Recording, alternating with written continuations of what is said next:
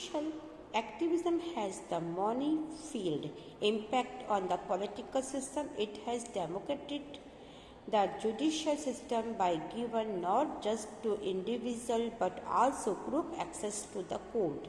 It has forced executive accountability. It has also made an attempt to make the electoral system much more free and fair.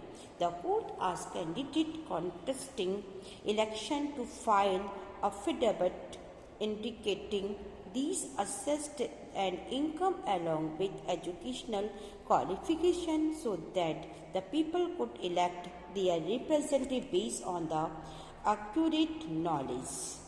Now, कि न्यायिक सक्रियता का हमारा political व्यवस्था पे बहुत ही गहरा इफेक्ट पड़ा। इससे न केवल इंडिविजुअल व्यक्ति बल्कि ग्रुप को भी कोर्ट में जाने का अवसर मिला।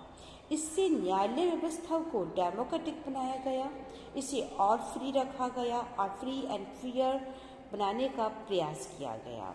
तो जुडिशरी में लड़ने और प्रत्याशियों को अपनी प्रॉपर्टी, अपनी इनकम, अपनी एजुकेशन, इन सब से संबंधित शपथ पत्र देने का भी निर्देश दिया गया, जिससे कि लोगों को सही जानकारी के बेस पर उनको अपना रिप्रेजेंटेटिव चुनने में इजी रहे।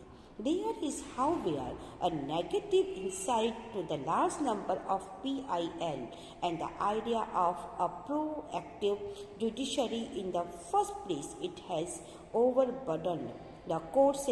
Secondly, judiciary activism has blurred the line of distinction between the executive and legislative on the one hand and judiciary on the other.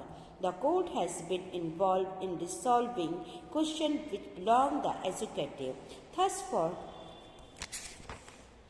for the distance, reducing air and sound pollution, or investing case or corruption or bearing about electoral reform is not extraordinary and duty of the judiciary.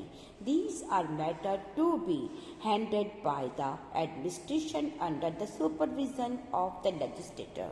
Therefore, some people feel that judiciary activism has made the balance among the based on each organ of government respecting the power and judicial section of the others, and judicial activism may be creating starting on the democracy principle.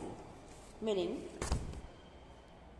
कि इसके अतिरिक्त 1980 में इसके अतिरिक्त जनहित याचिकाओं में सक्रिय न्यायपालिका के विचार पर एक नेगेटिव पहलू भी था कि जुडिशरी का काम और बोझ बढ़ गया। सेकेंडली, जुडिशरी सक्रिय एक्टिविटी में लेजिस्लेटिव, एग्जीक्यूटिव एंड जुडिशरी के कार्यों के बीच में जो अंतर धुंधला सा हो गया था, तो जुडिशरी ने उन प्रॉब्लम्स में उलझ गया था जिसे कि एग्जीक्यूटिव को हल करना था।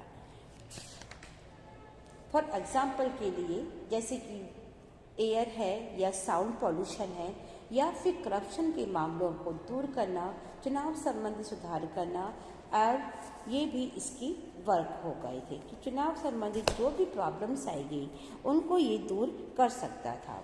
साथ ही ये सभी कार्य लेजिस्लेटिव की देखभाल में एडमिनिस्ट्रेटिव को करना था, लेकिन इसलिए कुछ लोगों का ये मानना था कि जुडिशरी एक्टिविटी से गवर्नमेंट के तीनों पार्ट्स के बीच में पारस्परिक बैलेंस को बनाए रखना बहुत ही मुश्किल हो गया है।